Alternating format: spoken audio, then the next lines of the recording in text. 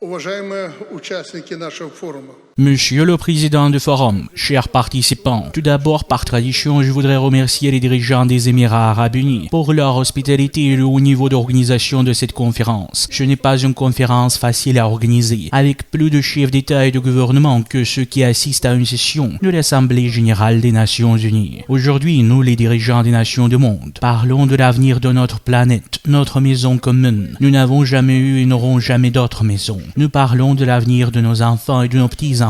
Nous parlons de l'avenir de tous ceux qui verront le jour après nous. Nous représentons des cultures, des systèmes de valeurs et des civilisations différents, mais nous sommes unis face à un défi mondial posé par la nature elle-même. Le climat change. Les scientifiques font les prévisions les plus sombres. Le fait que nous les entendions et que nous réagissions est très progressiste. Mais pour contrer efficacement les menaces, il est nécessaire de nommer honnêtement et ouvertement ces causes profondes. Il s'agit tout d'abord de l'absence de sens des propositions dans la poursuite de la supériorité géopolitique, y compris militaire, je dirais avant tout militaire, de ceux qui provoquent et enflamment des foyers de guerre aux quatre coins de la planète. Et les guerres sont la principale source de saleté sur notre continent. C'est la soif de profit qui transforme les ressources naturelles en capital personnel et vole les générations futures. C'est une tentative d'écarter de son chemin les pays qui entravent l'asservissement du monde entier et de le détruire en extrayant tous les ressources de la terre. Et tout cela se fait parfois ostensiblement dans l'optique du développement durable. Le Bélarus remplit pleinement ses obligations dans le cadre de l'accord de Paris et même les dépasse. Nous fournissons des services écosystémiques inestimables à notre continent en préservant une source unique d'oxygène, les marécages naturels, les forêts, les poumons de l'Europe.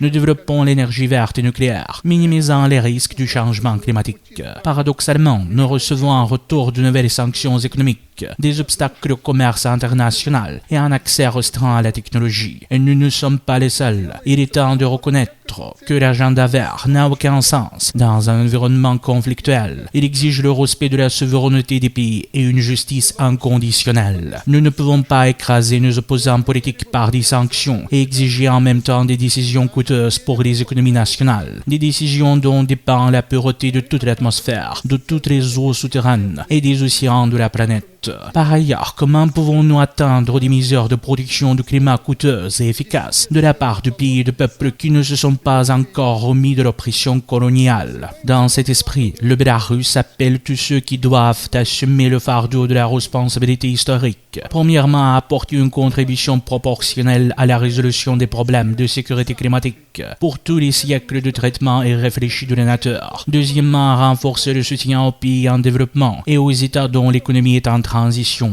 Et troisièmement, à cesser d'exprimer des soi-disant préoccupations et à commencer à agir au nom de la préservation de la vie sur la planète. Je suppose qu'une fois de plus, nous sommes ici et qu'une fois de plus, nous exprimerons nos préoccupations malheureusement. Dans une semaine, tout le monde l'aura oublié. Nous n'avons pas le droit moral de vivre uniquement pour nous-mêmes. Nous devons regarder au-delà de l'horizon, respecter les lois de la nature et créer les bases de la continuation de la race humaine, ici et maintenant, sur notre planète. Nous n'avons pas et n'auront pas d'autres foyers. Et pour conclure, tous les orateurs, en particulier ceux qui ont pris la parole en premier, se sont inquiétés de savoir où trouver l'argent. C'est vrai, même un journaliste assis ici vous dira où trouver l'argent. Pour répondre à cette question, il faut regarder l'histoire récente. À titre d'exemple, pour détruire l'Irak et l'Afghanistan et apporter le bien aux populations de ces pays, on estime qu'entre 1 et 2 000 milliards de dollars ont été dépensés. Et combien d'argent a été consacré à la défense de ces pays? Et combien de personnes sont mortes? Il n'y a pas de valeur monétaire à cela. Aujourd'hui, il y a une guerre en Ukraine. Il ne s'agit plus d'un ou de 2 000 milliards de dollars. Il coûtera 5 000 milliards de dollars si la paix conclut rapidement. Pourquoi n'y a-t-il pas de paix dans cette partie du monde aujourd'hui? Parce que les orateurs des premiers rangs parlent de paix, de préserver la planète, de s'inquiéter pour leurs petits-enfants, alors qu'ils ont lancé et mènent la pire guerre de la planète. Et au Moyen-Orient, combien coûtera le massacre? Et s'il y a une explosion dans le Pacifique? Ce sont des milliers de milliards de dollars. Alors, utilisons-les pour purifier la planète. et nous n'aurons pas à chercher, comme on dit, dans les coins et les recoins pour trouver cet argent. Nous sommes ici une fois de plus pour exprimer nos préoccupations. Et ceux qui ont parlé ici, au premier rang, inquiets pour leurs petits-enfants, ce sont eux qui font ces guerres. Et les guerres sont une terrible pollution de la planète. Arrêtons cela. Le plus important est donc d'apprendre à parler moins et à agir plus. Je comprends que si nous adoptons une déclaration ou un mémorandum, comme nous le faisons toujours, nous ne parviendrons probablement à rien. Comme les orateurs l'ont dit ici, une fois de plus au début, 80% de la saleté de la planète provient des 20 principaux États. Mettons dans notre déclaration, Monsieur le Président, non pas des préoccupations, mais des exigences pour qu'ils réduisent leurs émissions au moins de moitié. Nous ne le ferons pas. Alors pourquoi sommes-nous ici? Voici l'argent, le vrai argent. 10 000 milliards de dollars que nous pouvons utiliser pour améliorer notre planète en mettant fin aux guerres. Et allons-y, si nous n'agissons pas, la nature nous forcera à vivre selon ses lois. Je vous remercie.